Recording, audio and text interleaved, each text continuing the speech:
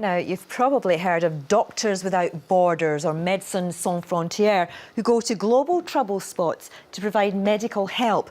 Well, now a team of Scottish dentists are doing something similar, providing vital dental care to children in some of the world's poorest places. Most recently, they've been to the West Bank and the city of Nablus. So we asked one of them, Alina Sheikh, to make this video diary. You've been sitting there chilling. Trying to sort out toothbrushes. Today we had our first day of clinics, and I was in the Nablus city centre clinic, which was quite close to where we're staying. They are incredible. Even the younger patients, they just allow everything, which is in some ways wonderful, but in some ways terrible, because it probably shows how difficult their normal daily routines are as well. So we've just finished our second day in clinics. We were seeing two sisters, and the dad came in and hit the elder girl in front of us, and you can only imagine my reaction.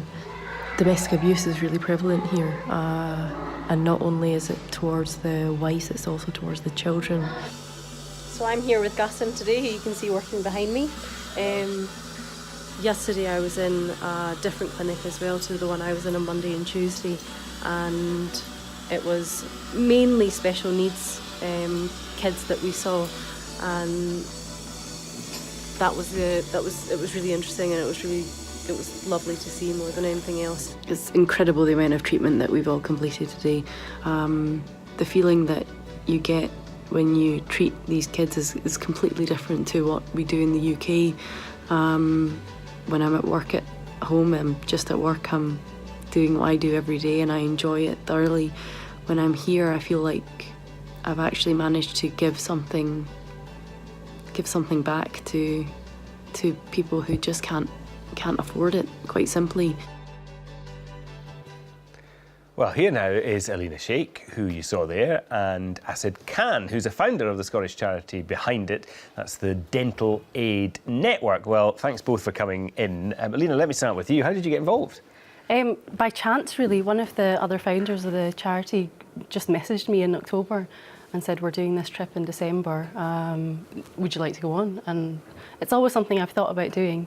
And just took the opportunity. What was the motivation? What made you say, yes, I'll do that? Since I've started doing dentistry, I've always wanted to do some kind of aid mission.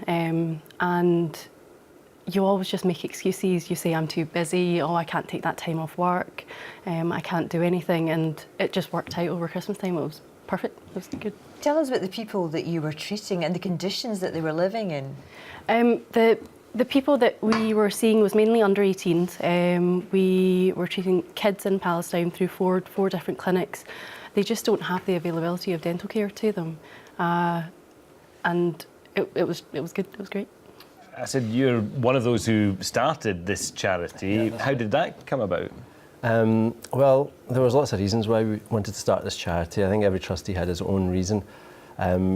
My main reason behind it was really seeing kids abroad, orphan kids especially, that didn't have the love that I had as a kid growing up. My mum and dad made a lot of sacrifices, put me through a great education system here in Scotland. I was able to go to university and get this dental degree, and I just felt like it would be a great legacy for my mum and dad to go abroad and use that skill that they've lovingly, through their sacrifice, given me, and then I could perhaps use that skill on orphan kids abroad, and so they could feel some of that love that I was feeling as a kid growing up.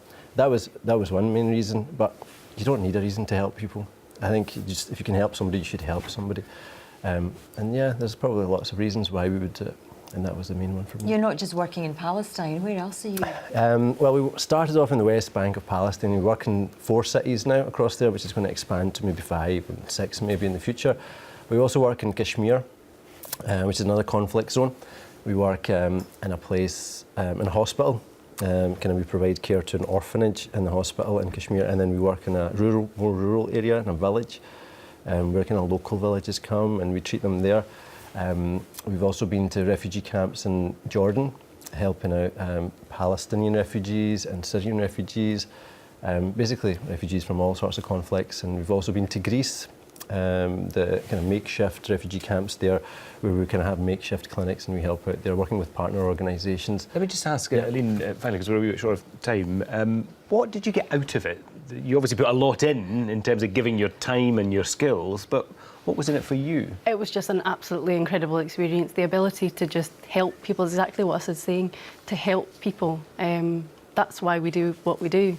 It's all well and good doing the kind of fun and interesting stuff that we get to do here, but the ability to just get a child out of pain, it's as simple as that. It's incredible. I'm sure you'll be back again. Thanks very much for joining us, Aline and Asid. Now,